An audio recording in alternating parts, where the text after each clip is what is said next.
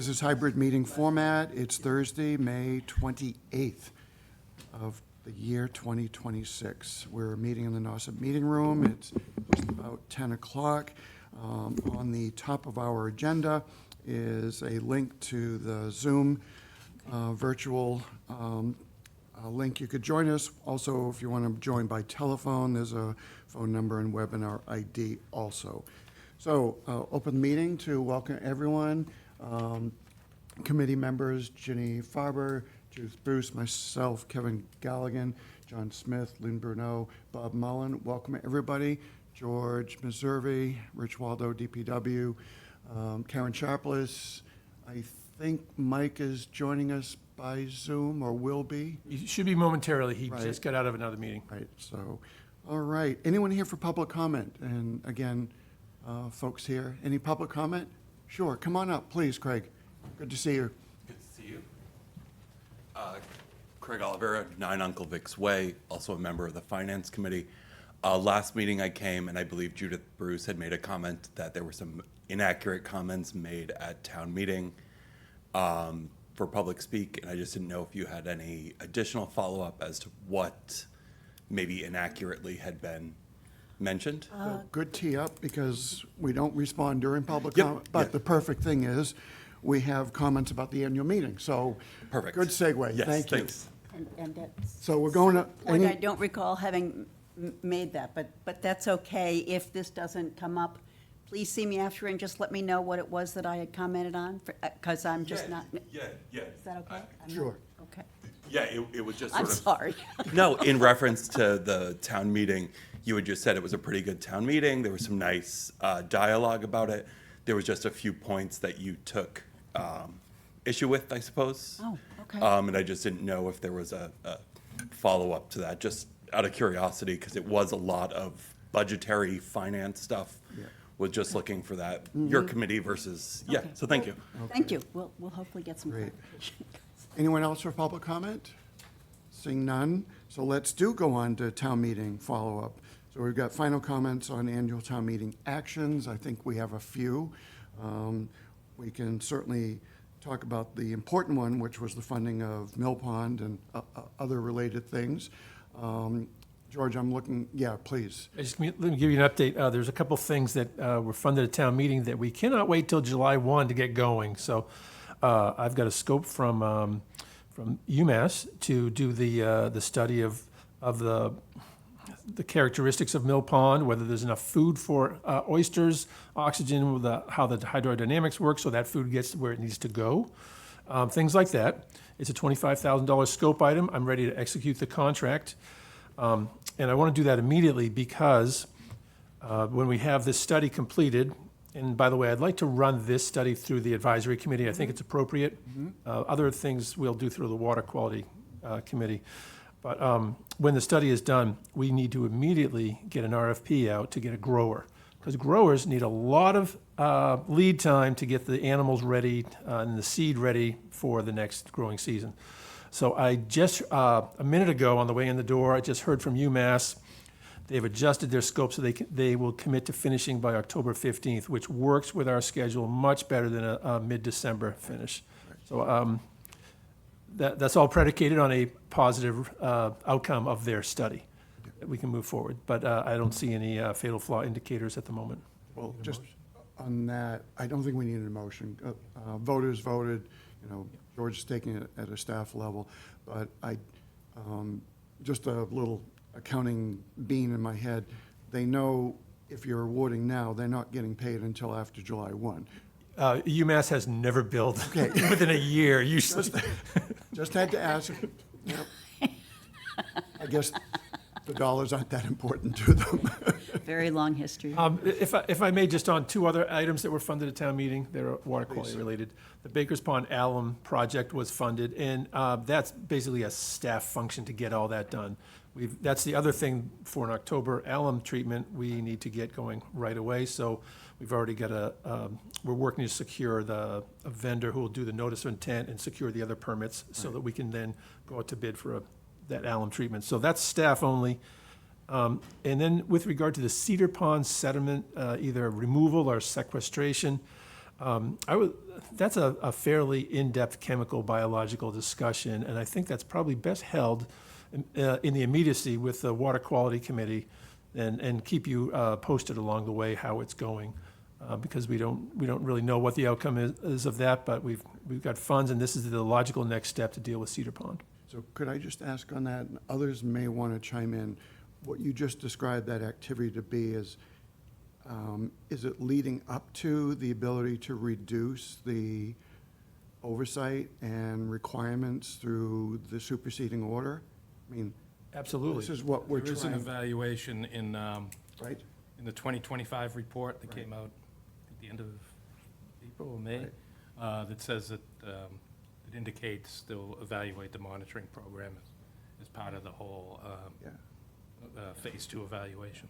I know we're all here representing our different areas, but I can say one select board member is hot to trot to, as he said, stop spending over the many years $500,000 for just monitoring something that, to me, is done. I mean, just my personal view here. I'm not speaking as a committee member or select board, but I think that was the signal of this.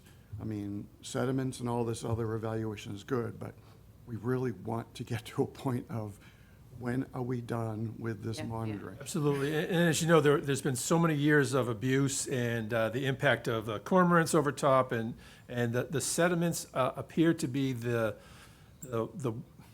most highest contributing factor to poor water quality still. So I think we do ourselves a disservice to get this far and then not go the distance for the next phase to figure out what it is. Judith? So I've got kind of a different concern, but a concern. So the monitoring, yes, but I mean, put that aside. This one, George, I've just sort of scratched my head with it because sediment sequestration, to my mind, and I'm probably oversimplifying because I often do, it equals alum. I mean, you're basically sequestering the sediment, the nutrient release, which is fine. And this is a brackish condition, so that's not a straight line test to that. That is not the specific outcome. There may be another option to sequester, or it may be a removal thing.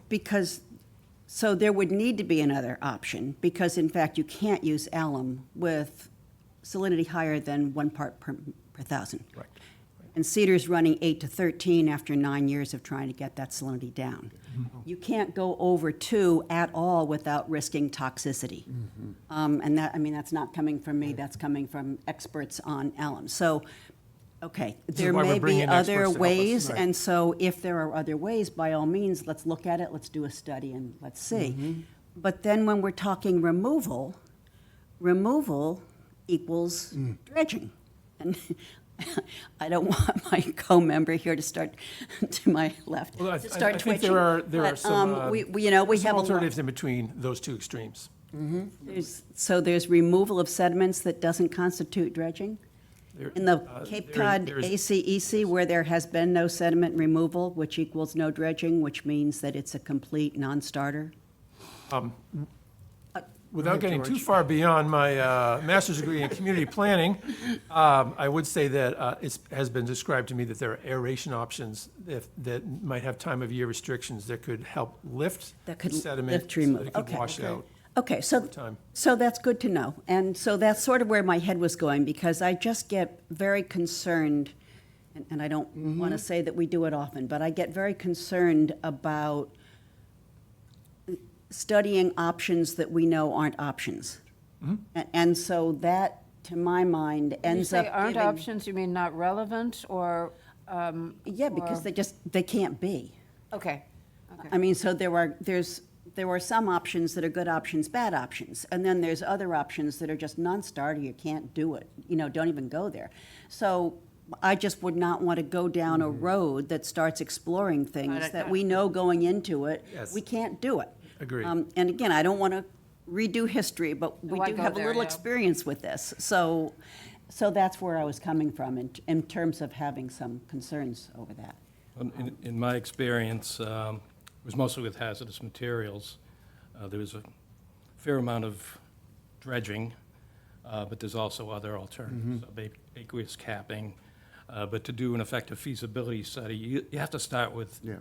every potentially feasible alternative and weed them out. And, I think dredging, cost-wise, would be weeded out fairly quickly, as well as, benthic restoration. We always found that once we did some dredging, benthic restoration was a challenging part of it. But, I mean, You just need to look in, at feasible alternatives to have a defensible reason to exclude it. right, so in terms of permitting, yes, absolutely, we're dredging Rock Harbor, which is part of Cape Cod Bay, which is part of the ACEC. But that is only because there was historical dredging prior to it having been designated an ACEC. Once the ACEC designation goes on, you may not, there are no exceptions, there is no mitigation, you may not ever dredge if it has not been historically dredged before. And so that, again, there are things that are good options, bad options, advantages, disadvantages, and then there's just non-starters. So I just would not want to see the town spending money to look at and pursue options that are absolutely impossible non-starters. And Well, you'll I be think happy we to got hear I'll the- now shut up. We got the right folks on. I get you.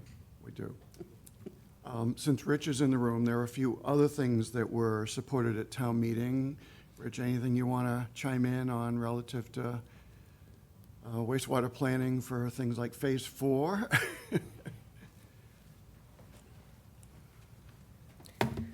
Well, it's only been a couple of weeks, so I don't have a lot of updates, but we are excited to be advancing two critical pieces of the sewer project, which is Phase 3 construction, working on that, and then also proceeding with preliminary design of Phase 4.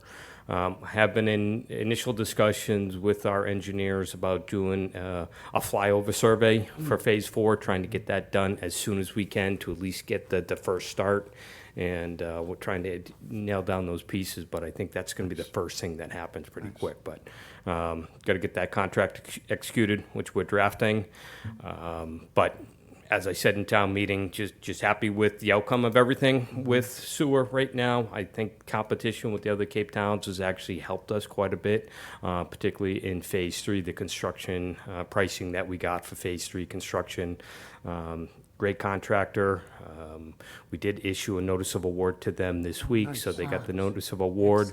We let SRF know that we have a contractor, and right now we're just starting to work through all the bonding requirements and everything necessary to, one, satisfy SRF, and two, to be able to move forward with an execution of a contract. So first step, notice of award, lets them get all their bonding information from their vendors. Once we get all that information completed, we get the feedback from SRF that we're good to issue an award. Then we go with what is called a notice to proceed, which is actually the execution of a contract. Once that issuance of a contract is done, then we'll start that construction planning, which is starting to set up pre-construction meetings, start setting up those early meetings, start developing what the sequence is, what the frequency, all that good stuff. I expect all throughout the summer, we're going to get submittals from them. Based on the design, start getting submittal information with construction taking place in September. But I really don't know that for sure until I talk to the contractor once we have them under contract. So other than that, I'm happy with town meeting. I think it demonstrated support for sewer. I think we heard some concerns, and I think we're going to listen to those concerns. Obviously, cost as a whole, not just for construction, but also the ancillary costs such as connections and what we require as a town. So I think that's our exercise moving forward is, okay, how can we reduce the burdens, when and where, and keep the momentum going on sewer expansion. So that's our next task. That's what we're going to be working on. Rich, thanks so much. And Yep. I don't know if folks do read the legal ads in the Cape Cod Times, but Eastham is out to bid, and they've actually broken up their first phase of sewer into 3 separate contracts. So I'll be kind of curious to follow how they do. Rebiddable? 3 individual chunks. sections, Okay, thank yeah. you. One is the plant, and then they've broken out the distribution system into 2 different contracts. So be interesting to follow that strategy. As I'm reading it, I'm saying, we always bundle, kind of makes it, I think, more of a critical mass, and, allows the contractors to, I want to use the right terms, but, adjust for uncertainties better. But we'll see how that strategy goes. But certainly a lot of work out there, a lot. So, anything else on town meeting follow-up? Again, I know Mary's not here because she's now on the select board. Congratulations. Yeah, congrats to her. And I'll tell you, the first meeting, she's hit the ground running, asking great questions, but I think the skill set that we all are trying to bring to this is really, I think, speaks well to the ability of folks to ask us questions. If we don't know the answer, we know who to find and get the answer to them. So, all right. And again, Mike, Tim, thanks so much for all your support at town meeting. Was really a great accomplishment. So, update on Phase 2. I see John Nelson's here. Tim, you're kind of a dynamic duo here in terms of seeing things from both the field as well as the documentation. I will just say, just coming over here, I saw the finish up of a connection on what was it? Main Street? Yeah, 171 or 169, somewhere around there, but, Yeah, 168, 69, something like that. I think it's right there. yeah. But looked like they were doing some nice work. And looks like 3 days from the time the crew got out there, mobilized, trenched, got the connections, and they're in cleanup mode today, so. It's nice to kind of see the timing, so, we have more maps. Thank you, Tim. John, why don't you tell us how you're seeing it first, and then Tim, you can back up. Sure. Order letters went out, as you know. I've received about 24 or so back, so I'm trying to get in touch with those people. So far, the addresses match up. It's just, it went to a post office or an address. Maybe they were in Florida vacation and they just didn't get it picked up. So I've talked to a couple of people, but the rest are just trying to track down a phone number or something to get in touch. Yep. I didn't want to resend another certified letter over and over again at $10 a piece or whatever they are. So they come back with the yellow label? Yeah. Sometimes in that label, it tells you what the problem is, like I saw some. It was, away or moved. They're oh, I actually, didn't notice that. I saw Yeah. some was just unable to forward or something to Right. that effect. And when I looked on the assessor's database and the property cards, Mm-hmm. all those addresses match. So if Hmm. there is a change, it wasn't, it's not through the town yet. So there Interesting. could have been a couple property transfers, but I did try to weed those out Good. with Brad right before we sent them out. So I'll work on those. How does that work for notice? I'm sorry but does that mean those dozen are not properly served yet? You probably could look at it that way. Yeah, interesting. Because I did speak to somebody yesterday, I think it was. Yeah. She just got the letter. For whatever reason, she was away or she didn't get it. Right. Contacted me, and I just, what I'll do is I'll email them a copy of it with return receipt and just ask them to acknowledge they received it. She brought back the fact that it's 2 months later. And I just said, as long as you get going and Exactly. you are moving forward, I'll stand beside you when it comes to be the deadline. I'll make sure they get that extra 60 days. But they can't wait until February and start connecting. As we know, John, Board of Health is just expecting progress, right? That's right. Yes, make some effort. The deadline is a solid deadline, but It's a there are solid cases deadline. that So will, The deadline doesn't change. Right. yeah, Right, there you go. it's the effort. And the communication, if they are having problems, just to let me know. Right, I have about 68 applications in already. Nice. Out of that, 53 are approved and in the installation phase of just waiting for the contractor. We have about 5 that are connected and 3 that are complete with as-built and everything. Nice. So I think that's pretty good for the first 60 days to have that many in.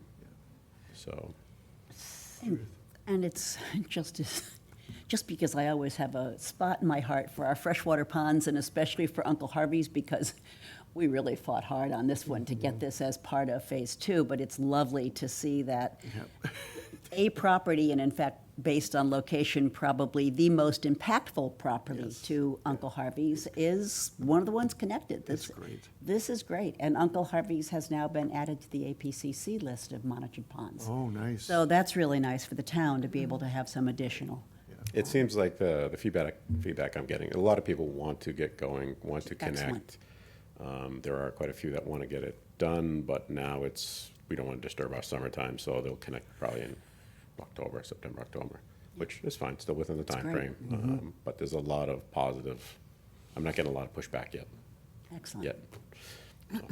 And not jumping back, but only because you mentioned it, I found it interesting, the person that advocated for advancing Phase 4 was basically saying, don't stop, because I want to connect someday. It was like, Yeah. I think we're seeing more people asking the question, when am I going to get connected? Not, stop. I or- do get a few calls once every week or two that they want to know what phase they're in, and they just happen to be 2 properties outside of the service area. And Right. I'm like, not too much you can do if there's no pipe in front of you, you have nothing to connect to. William, go ahead. So I ran into a colleague, of course, at the transfer station. Where do you run into people? And Phase 2 guy, they had a septic system failure. They were absolutely ready. They were working with John Martin, is that right? Because they were having to pump, I'm going to exaggerate and say twice a week. In the meantime, before they could connect. And then what happened, what he said is that John Martin told them that they couldn't connect the day they got their letter because the permits were delayed. That there was now whether this is, again, I'm passing it on, and I don't know whether this is true, half-true, or less, but I told him I would follow up and just say that this is, that this is a hearsay I'm passing on, to see whether there was a backlog or whether, where the problem is. But he was absolutely ready to go on the first day, and there was some kind of a delay. I did not ask him whether it was a 1-day, 2-day, 2-week delay, and I Well, can tell you later. there is, as far as the sewer connection application, there are several Steps. There are some- like there's a trench permit, the abandonment permit, there's conservation review, water department. So there's many reviews. Once they apply, it's not a turnaround of, 1 day or something. It could take a week or two. And being that I had over 50 within the first couple of weeks, and a lot of paper ones because people dropped them off before, but I couldn't start processing them until the letter had gone out. So basically April 1st I could start. So there's a lot of stuff that I could put them in. The permit wasn't ready because. I think that they're connected now, but he was, and again, I don't know what the timeline was. I don't know whether he was expecting, because he was so ready, that he was expecting There are, that and they I were think I going to remember dig that the next particular one. day. They could be all ramped up, ready to go, but they can't apply until basically April 1st, the first day. And then there's still a process. It's not, they just apply and here's your permit, But I'm just saying, what I wasn't sure about is whether, is there still a paperwork backlog? Are people? No. And I'm not taking, it's all open gov Okay, now. and then the other thing apparently that happened, and help me out to understand, when they were connected, then there was a problem. Gates weren't opened on one end or the other Oh, that, of the connection. right. There was an actual Right. engineering issue with the system in the road. So, Rich has got this one. further exacerbated by that. I can speak to that. So during construction, right before you, issue substantial completion, you test all the pipes, you do a pressure test. So in order to do a pressure test, you close all the gate valves. So wait. You close the valves, you pump it up with water, you add pressure to Right. it, see if it leaks, see if the pressure drops, anything like that. And then what ends up happening when you completed that test, you open up those valves. And on the course Sometimes you of forget something. this phase, 1 or 2 weren't opened up.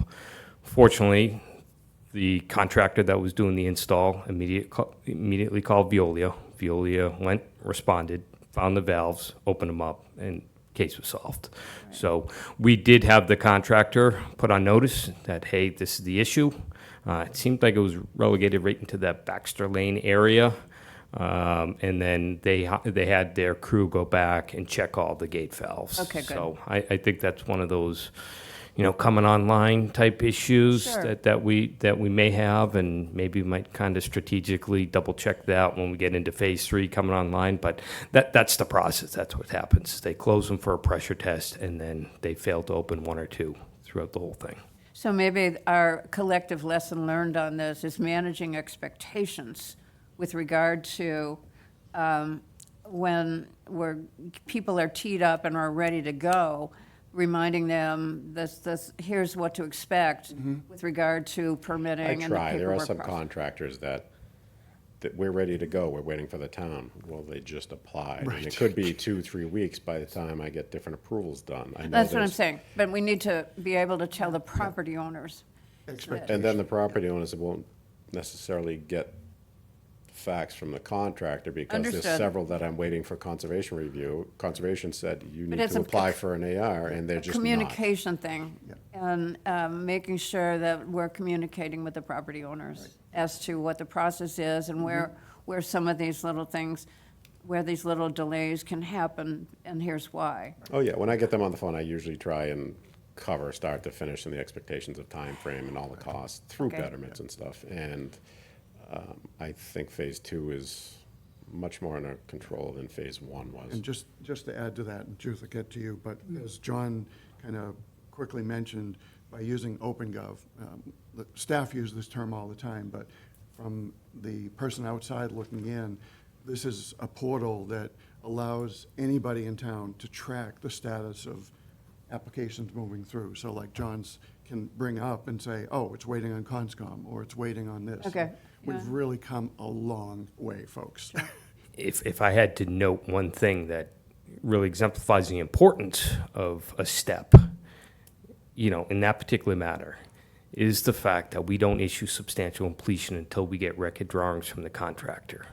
Because at that time, we're assuming the responsibility for that collection system. If we don't have drawings where those gate valves are, where things are installed, then our contractor, Veolia, can't go out there and respond to that emergency on the connection. So, when it took an extra month and a half because we were pressuring those record drawings to be submitted before we issued substantial completion, those are some of the reasons why we require things like that. So I think that's the bigger note, as well as communications with the contractor. I mean, fortunately, good contractors know when they do the startup testing, if you're getting a pressure head that's rising, you got an issue here, and that's what happened. So, but yeah, there's many factors into connecting to the sewer system that I don't think the average person knows.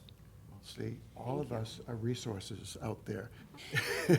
Yeah, and so I was just sort of following up on what Lynn said. I totally appreciate that each property is going to be completely unique and different, and this one might require conservation, this one might be longer, But is there kind of a minimum, typical, whatever, that when people ask us, we would always refer them to you, John, and say, you need to sit down and he can give you specific information.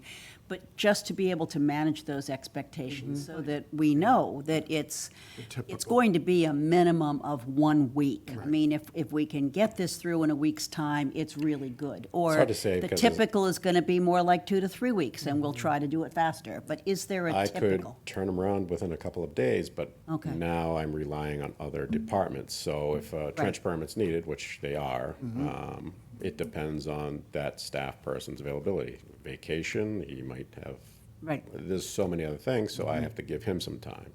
Water department has her comments, the conservation will have concerns. Sometimes it's simply, we already have an AR on file, or no, they have to fill out one.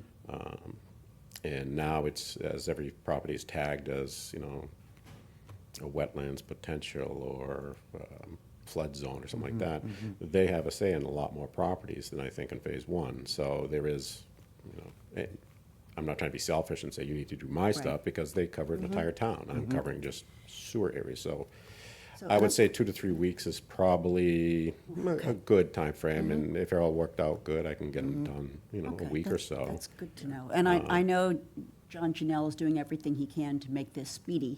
So these John and These Christine have AI been go fantastic. right through the office and through him. He does not require that they go onto agenda, be posted, go to a hearing. Right, staff All handles co- You know, this can just be handled by staff to move it through quickly. And I'm sure every other department in town is trying to do the same to make it Any- as smooth as possible, but yeah. We're trying. Anytime. We'll keep sending them to you, John. I appreciate Thank it. No, usually once I get them, I feel, they call with a simple question that evolves. Next thing is a half-hour conversation, but I may never hear from them again because Got I'd better rather give them information. everything at once. Good. Plus their neighbors that talk to, it eliminates a lot of other conversations I'll have to have if I get them all at once, but, And again, not a criticism, but we've been saying, you know, the sewers are coming, get ready, get ready, get ready. When you get your letter, you've got 1 year so we've been Yeah, giving that message. exactly. And again, that's not, I don't think it's the wrong message to give, Mm-hmm. but we've been giving that message, and now they get their letter, it's like, okay, connect me, and Well, a few of us around the table are living the experience, and I'm learning every little micro step, even before it goes to John. So, but we're getting there. Tim, anything to add? And your map is awesome. Thank you. No, I don't have too much to add. Just as a refresher, what I show on these maps are properties that have sewage flowing to the town's infrastructure. Doesn't mean that all the paperwork and septic abandonment and stuff like that are done, but these are properties that are flowing to the treatment plant. So Nice. 3 new ones since our last meeting. So we're up to 3% connected. Congratulations. Yay. And Rich, I did notice CC Construction crews periodically out doing a little more restoration, which they did promise to do. It is spring, so. Yeah, and that's going to continue at least till June 10th. That's the timeframe when they're expected to be fully completed. They will be working on the restoration. They'll be working on Town Hall parking lot, so a couple more meetings will be impacted. I think it's really to get set up to do final paving out here, get that complete and restriping that. But they're going to continue doing stuff. Appreciate them being here, working to get that final punch list done. And hopefully June 10th, in that time frame, they'll be out and we'll be done and we can start wrapping up phase 2.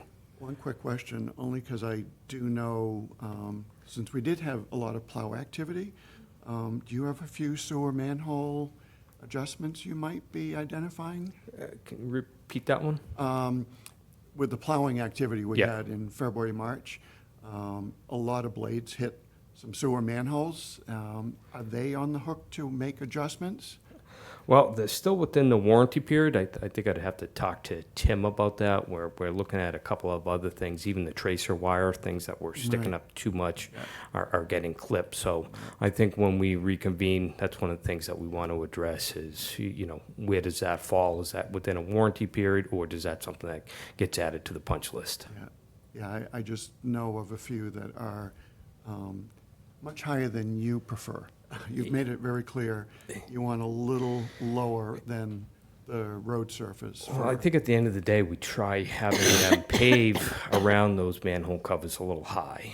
It's a double-edged sword Right. because if you go too high, then you get the thumping when each tires go across. And they tend to have a different tone that permeates into a house and your neighboring house when you hear thump, thump, thump, thump going over it versus one that's a little high. You don't hear it as much, but you get it on the back end when you go plowing. So trying to find that happy medium. So I do know that in phase 3, well, just to let you know that we are aware of these things. Phase 3, we did have these self-leveling covers be added at least to the Route 28 section, Okay. just because Yeah.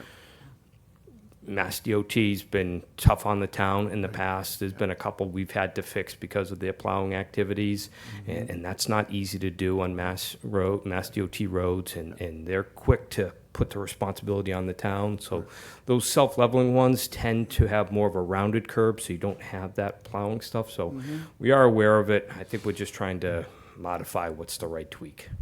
So if anyone asks, it's on the list, so who thanks, knew Rich. there was a manhole sweet spot?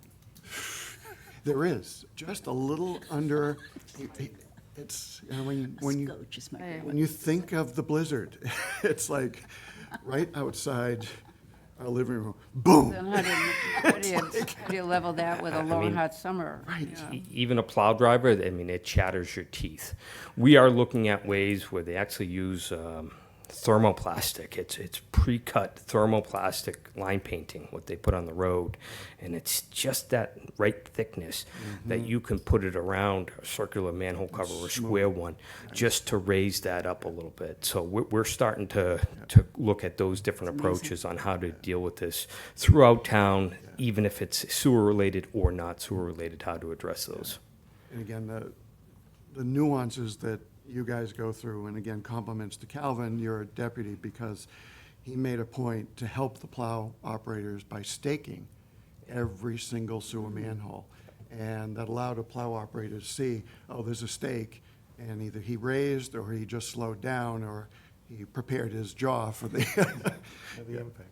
Yeah, but there's so much that people just don't know, all the intricacies of what people, they really care. Your staff are awesome, they really are.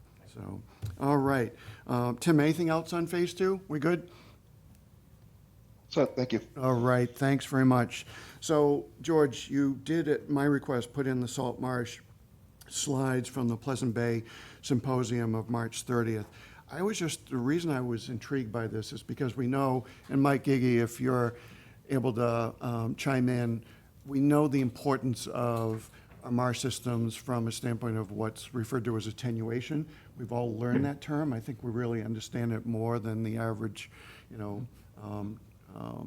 man on the street or woman on the street. But I just was intrigued by some of the analysis that's able to be done now with technology, with things at Coastal Studies, to actually get some core samples and really better understand the dynamics of the marsh systems. And I think we got a few that, we don't need to go through all the slides, but I think we might, I'm just, I've said it to George, but it might be good for us to maybe, if we could find some funding, make a request to these entities to say, would you provide us some support to better analyze our marshes that really do help lower cost? I mean, the better a marsh performs, less money we have to spend on sewers. That's really my bottom line.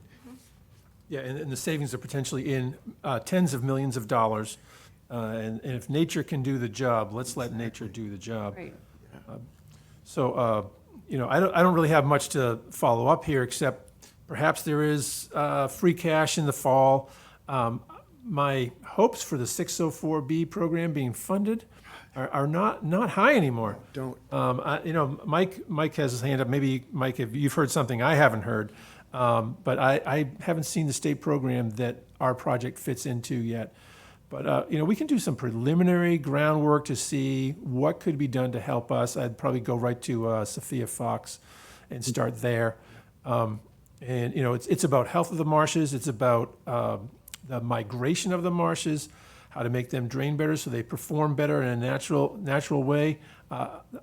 Terribly intrigued with this thin layer deposition alternative that is being done in other places, and it's creeping up the coast. I think it's been done in New Jersey now successfully. Actually, it's been done in Wellfleet now. So those kinds of things are probably something we need to get into our long-term thinking about what we do with Pleasant Bay, so that we're doing all we can. I think Chatham is a little ahead of us with the study they've done on salt marshes to date.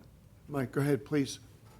Yeah, sure. George, I don't have any new information on the 604B program. However, no news is not good news. Right. The fact we haven't heard is not a good thing.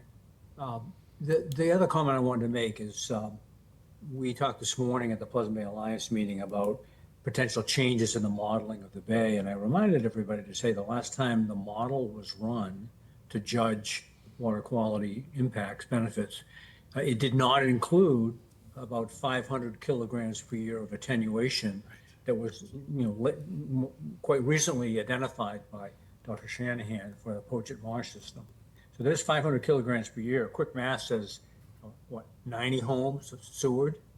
So that exercise to get 500 kilograms per year of attenuation is, as George says, tens of millions of dollars. Yeah. Now, the thought is that much or more might be added to the attenuation balance with the further study of poaching. So clearly, I'm in support of that. But there's a little angle here too. You can put a sewer in and you can probably count on the fact that 100 homes is going to remove 500 kilograms per year forever. However, with sea level rise, you might be risking losing the 500 credit we just got because the marshes are, may not continue to act as they're now acting. So there's two parts of this. Find out if there's more attenuation you can take, and two, take actions to protect the 500 that you've already attained. Exactly. Yeah, and that was in the presentation. In fact, they categorized marsh systems as those that are really performing well and do not see serious impacts, those that are in kind of the middle ground that really warrant more protection, and those that are just written off because of, the point you made, Mike. But, I just think a sense of us, if we might want George to maybe explore a little scope that we might kick out, and George, if you might get with Mark Reel and Kim in terms of, as you said, a fall town meeting. I hate to say it because we just finished item 2 on our most recent annual town meeting, but this actually could be a nice way to fund a very focused study. And as Mike said, it only helps reinforce the estimation, but maybe even improves what we're claiming credit for. So, Yeah, and I think it's, again, part of our commitment to adaptive management. Totally. Because people are on our back about this. Right, And what I said, it's not sewers all the time. We never said it was all sewers all the time. And this is just further illustrating that we're looking for other ways to come up with other solution strategies. yeah, that's a good point. So again, Karen, if you might want to put in the minutes. So to date, and Mike, just asking for your help, Orleans has advanced the following traditional and non-traditional technologies, installed them. Traditional sewers, aquaculture at Lonnie's, permeable reactive barrier, fertilizer reductions, I'm a little, and then more evaluation of our marsh system. And we are exploring nitrogen credits for advanced stormwater treatment as well. So we got 6. And too soon at this point to talk about or look into any kind of funding for any of the work with the Nauset system and/or Cape Cod Bay. But the last time I spoke with Katie Castagno from Center for Coastal Studies, who's very into marshes and has done tremendous amount of. cores. The Rock Harbor Marsh has not been looked at all. At all. By anybody. Right. And I think that's really, it is a huge marsh system. It's a is. very important, valuable marsh system. It is stormwater protection. It is attenuation.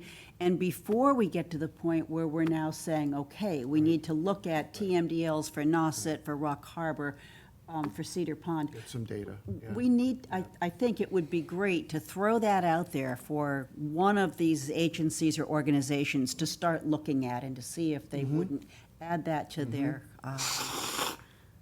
list of what they're doing. Got it. So again, not to prioritize with funding, I think Right. it's much more important at this point to nail Poaching, down what right. we're working on and poaching, but just towards the future. And I'm blocking Ginny. No, that's okay. Go ahead, Jenny.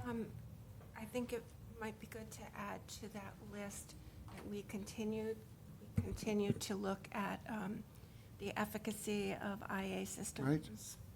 Um, And, I said it, during the citizen forum to David Abel. I am more than happy to continue to learn from Falmouth, and when it's the right time, advance something here Urine on diversion, urine yeah. diversion composting. I totally believe in new construction. These things can really have a good fit if you've got the right family Right. who wants to go there. Let's make sure we're open to trying those things. Easier to do it Yeah. with new construction than. Right, to totally. retrofit. So Mike and George, just so any listeners, that 604, we use those terminology. What this was almost 2 years ago now. The state, through DEP, had offered a grant program. Yeah.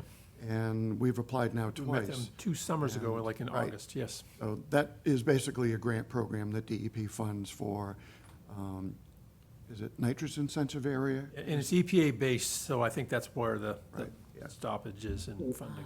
Part of the reason, Mike, I think there may be some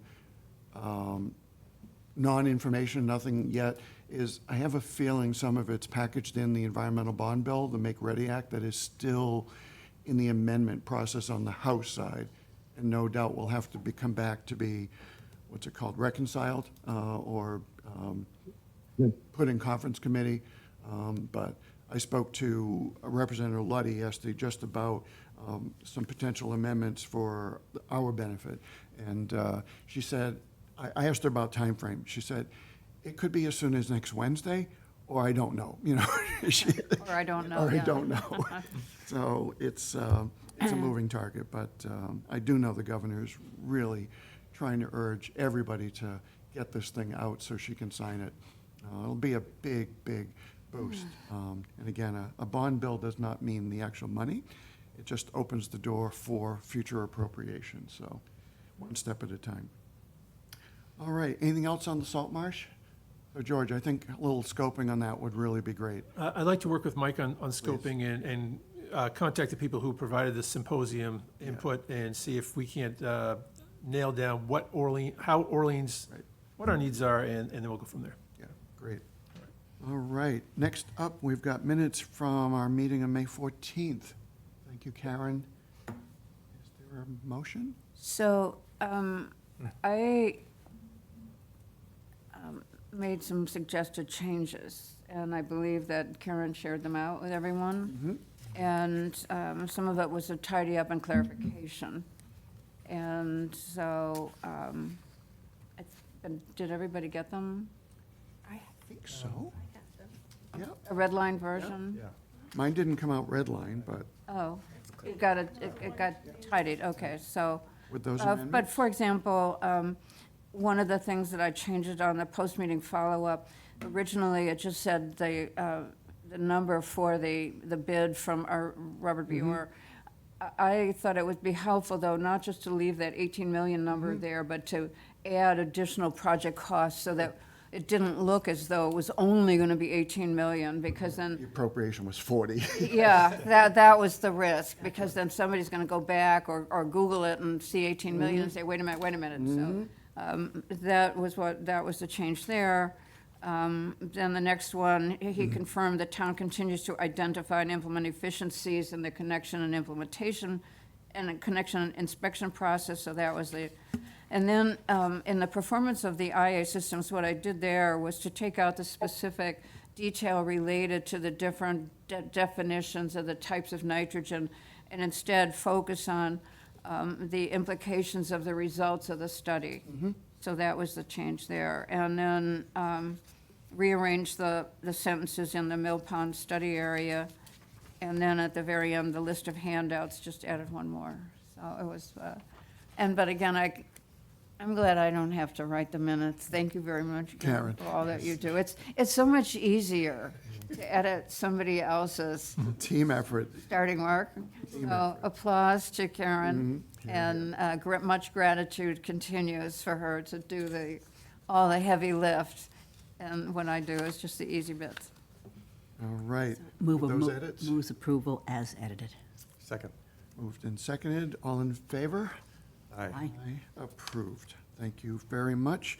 Karen, thank you for your help with this. I did ask George to, as we talked last time, we do have things in queue as far as future agenda items, Mill Pond study, fertilizer rules and regs.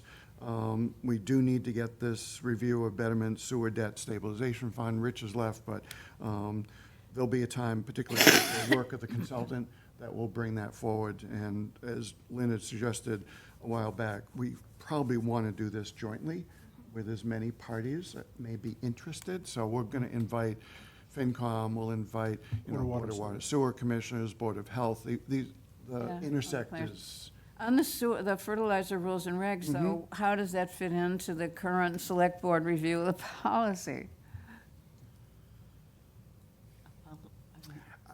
I can only say now, as I'm a wingman, I have said to our new chair, I hope we can get policies done, so. Well, and the other question I have too on some of this is making sure that we're also including DPW in these discussions, because they have to do it. Right.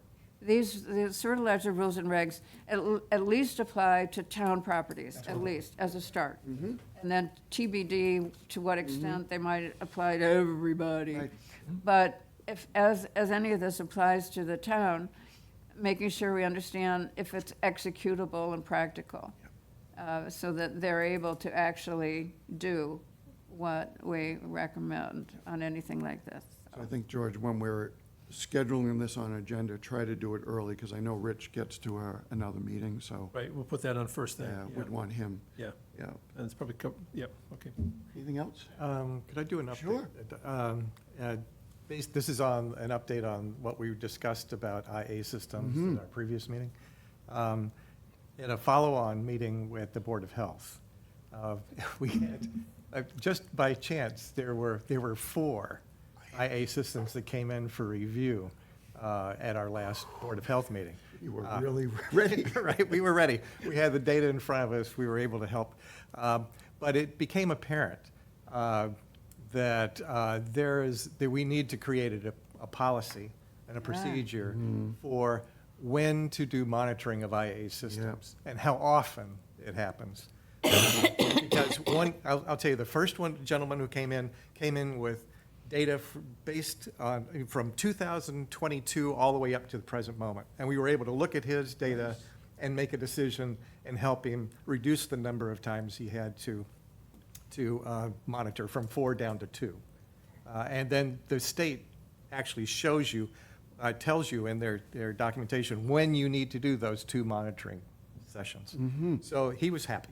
So the next one that came in, again, she had been monitoring for 4 times a year. However, she had no data. And we couldn't make any judgment on that. So we asked her to come back in the next meeting with all the data, so that because she has a company that does the monitoring, so she should be able to pull data from them, and we can make a decision based upon it. So do you know whether they haven't been providing it to her, or she hasn't been She just asking? didn't have it with her. Didn't have it with her, and okay. didn't submit it. And she was apologetic that, so okay. she'll be coming in. The next one who came in, this is the one that got us, was 2 new builds by the same company, 2 new, properties that were going to be seasonal properties only. And they hadn't even started yet, and they only wanted to do monitoring once a year. Oh, That was it. And they said, well, the state said, we said, no, you can't do that. We want to see progression, we wanted to see. So now, based upon those incidents, we asked the Board of Health staff if they could create a document for us, like we do for swimming pool fencing, that outlines exactly what our current, the current town laws are, and state law. And then here are our recommended procedures. And if you want to come back before us again, here's what you'll have to provide in order for us to make a decision. Clarity. So I just thought you'd like to know that's been taken care of. Well, that's really interesting you mentioned the seasonal, because Mike, I was just going to go to you, Mike, and your hand's up. Go ahead. Well, after the last meeting, I believe I circulated the SNAP-funded IA system study that we did for the Alliance. I think I did that. And one of it's got a detailed cost model that allows a town to vary important factors like frequency of monitoring, frequency of testing. And that which got published erred on the side of these aren't going to work well unless you get people's attention. So there's 2 factors. Do you have a responsible technician visit how often? And how often is a sample taken and analyzed? Sort of 2 separate functions, even though they might occur at the same time. So bottom line in this, John, is that what if you considered an approach where everybody samples quarterly, unless they come forward with 4 tests in a row that are below X milligrams per liter. Exactly. Then they can go to 2 And if it's below 1/2x, they can go to 1. Right. So you put the burden on them to say, hey, this isn't just testing for fun. It's testing to show that it's working. And if it's working, you don't need to test as much. Yeah. And Mike, that's, a practice is done in many situations that might impact the environment. For example, the fat oils and grease.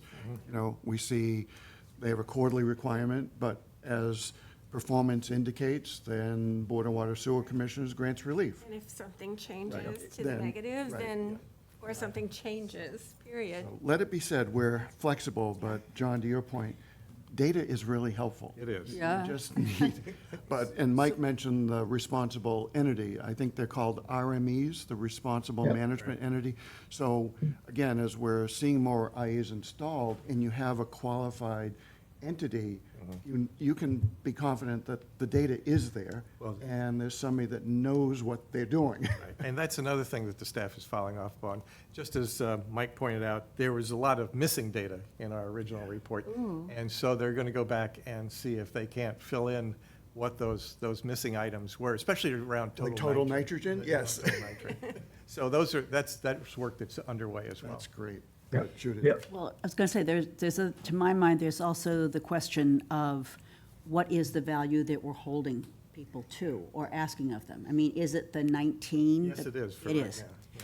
So, honestly, that's a problem, because if that message is 19 is fine, Well, no, The it's state- under 19. It's under 19, but I believe, and didn't that SNEP study and all the work with DEP, Mike, through the Pleasant Valley Alliance with Brewster, didn't that show that they were not really coming up with any systems that were consistently at or under 10? And that's what DEP was looking for in terms of actually using IA systems as a wastewater It's a plant. strategy. Yeah. So if I'm not saying we shouldn't be holding people to 19, but I think it can be a false message out there.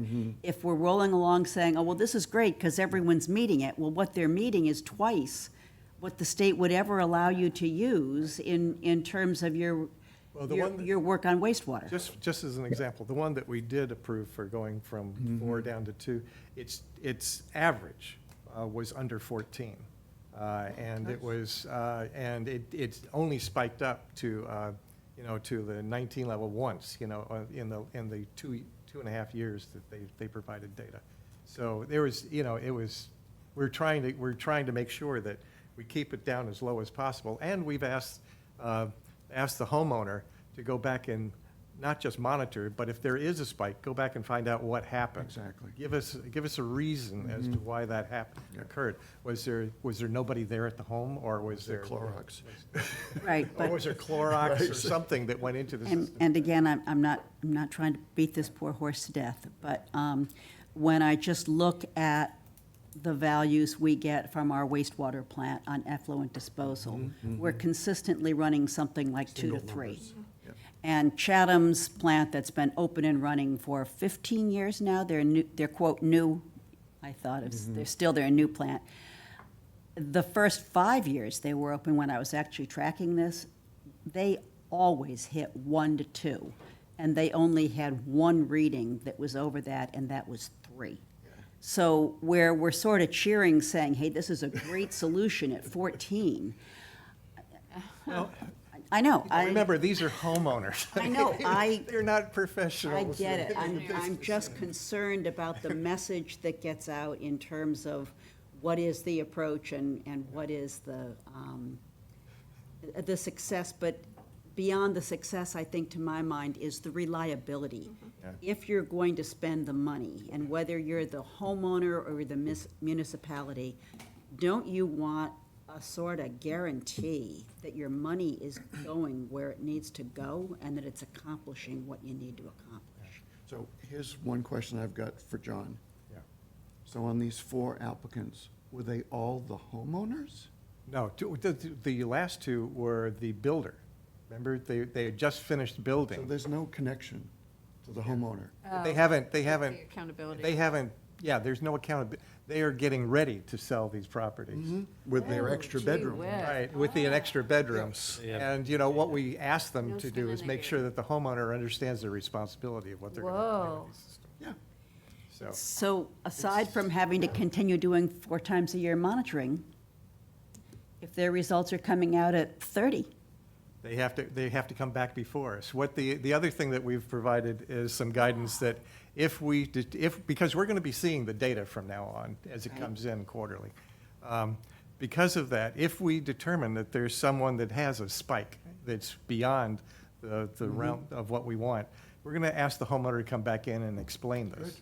So that's another part of the policy that's changing, which we've never done before. Well, yeah, IAs are growing, and Yeah. it's a responsibility, yeah. So does the Board of Health have any connection to the homeowner beyond that? I mean, like, if you approve an IA system on a spec house and the property transfers, does the new owner have to sign off or sign we up go. with you or? Yes, talk to because you? they also have to do there's a septic inspection with every transfer of property. Yeah, Ginny's that- looking for that- something, I think, a In little bit write- more like in engaged, like, engaged or in writing, Yeah. or a record that, I understand. a record that, That's a possibility. I could ask. I can ask and well, find these out. systems, frankly, should have a handbook, yeah. you know, because they are, you know, Yes. there's a lot of elements to them. And I think I said this, I'm sorry, I think I said this earlier in another meeting,